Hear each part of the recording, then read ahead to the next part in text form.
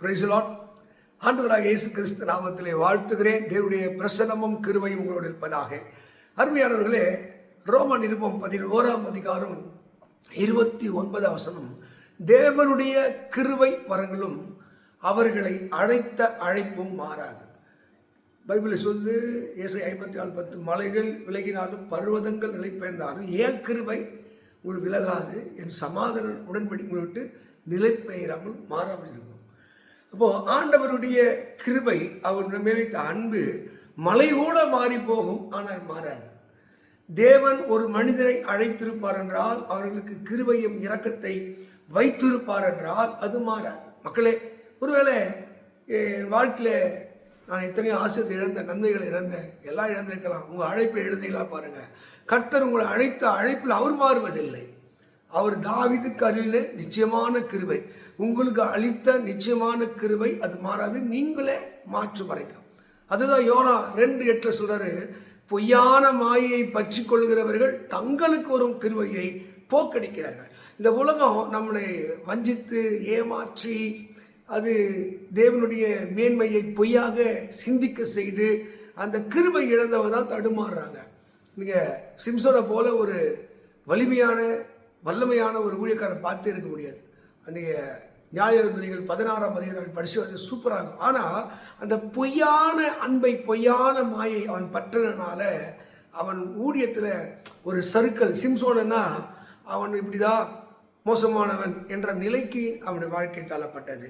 இப்படி படிப்படியாக தேமா இந்த பிரபஞ்சத்தின் மேல் ஆசை வைத்து எங்கிட்ட ஓடிப்பான தேமா போல நல்ல அழைக்கப்பட்ட கிருபை உள்ளவர்கள் இந்த உலகத்தின் மேலே பற்று வைத்து ஆசை வைத்து அந்த அழைப்பிலிருந்து ஓடி போகிறார்கள். யோனா கூட நீங்கள் 1ஆம் அதிகாரத்தில் படித்து பாருங்கள். யோனா 1, 2, 3 படித்து பார்த்தீங்கன்னா, நான் தேவ சமூகத்திலிருந்து விலகி ஓடினவன். தேவ சமூகத்தை விட்டு நீங்கள் விலகி ஓடும் போது நஷ்டம் தேவனுக்கு அல்ல, உங்களுக்கு தான். நீங்கள் நினைக்கிறீங்க தேவனுக்கு நஷ்டம், பாருங்க, இல்லைன்னா நஷ்டம் இல்லவே இல்லைங்க, உங்களுக்கு தான் நஷ்டம், உங்களுக்கு தான் நஷ்டம். அப்போ அழைப்பை விட்டு நீங்கள் ஓடக்கூடாது. அப்போ தேவன் அழைத்த அழைப்பு உங்களுக்கு கொடுத்த கிருபை மாறாது. நீங்கள் இல்லைன்னா இப்போ சவுல் இல்லைன்னா ஆண்டுக்கு தாவீது, நீங்கள் இல்லைன்னா இன்னொருத்தன், அவர் யாரு கல்லிலும் ஆபிரகாமுக்கு பிள்ளை உண்டாக்க முடியும். உங்களுக்கு கொடுத்த அழைப்பு, உங்களுக்கு கொடுத்த வேலையை நீங்கள் சரியாக செஞ்சீங்கன்னா உங்களுக்கு மேன்மை. அதுதான் நீங்கள் ரோமர் இறைமையில படிக்கிறதில்ல, கர்த்தருடைய வேலையை அசதியாக செய்கிறவன் சபிக்கப்பட்டவன். தேவன் கொடுத்த வேலை, அவர் கொடுத்த அழைப்பு நீங்கள் நெக்லெக்ட் பண்ணி பாருங்கள்.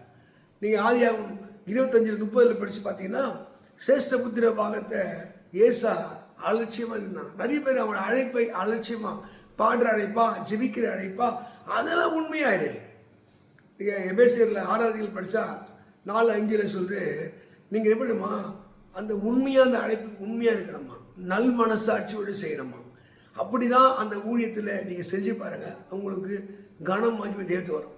ஏசியா 43:21 சொல்லி, இந்த ஜனத்தை எனக்கென்று ஏற்படுத்த. நீங்கள் ஊழியர்னா மைக்கு பிடிச்சி பிரசவம் பண்ணுறது மாத்திரம் இல்லை, கர்த்தரை மகிமைப்படுத்த கற்றுக்கணும்.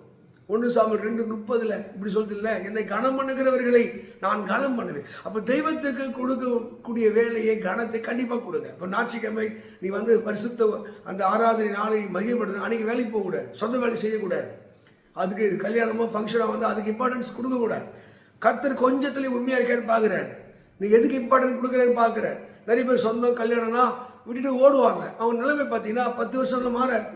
அப்போ தேவன் எதற்காக அழைத்தாரோ அந்த அழைப்புக்கு நீங்கள் பாத்திரவானாக என்று எபேசியர் 4ஆம் அதிகாரத்தில் பார்க்குறோம். அப்போ அழைக்கப்பட்ட அழைப்புக்கு நீங்கள் பாத்திரவனாய் அதுக்குரியவர்களாக மாறி பாருங்க.